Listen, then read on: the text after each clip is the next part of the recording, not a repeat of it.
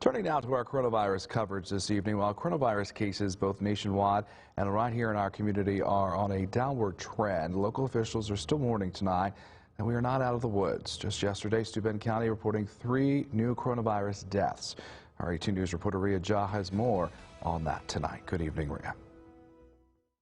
Good evening, Zach. In Steuben County, as you said, the COVID positivity rate is down, but the death rates are still significantly high and plaguing a much younger generation.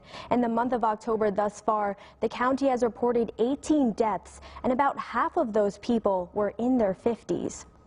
In County, an average of 4 people have died from COVID per week over the past 3 weeks. It's not good. The numbers are not good. Over 50% of those deaths were people in their 50s, approximately 25 years under the U.S. life expectancy at about 77. For the past month, it's almost double the amount of any of other age groups that we have. The reason COVID is taking a toll on this age group specifically surrounds the matter of vaccination.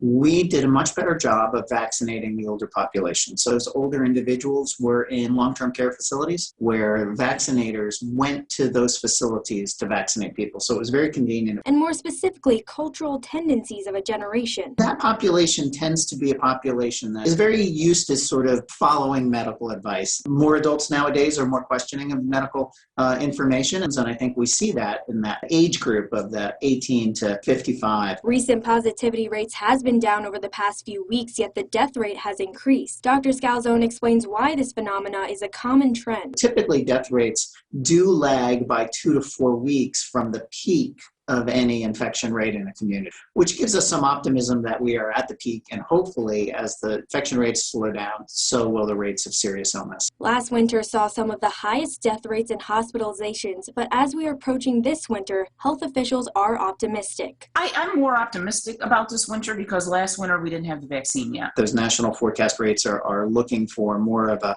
flattening or decrease in the upcoming months rather than another winter surge.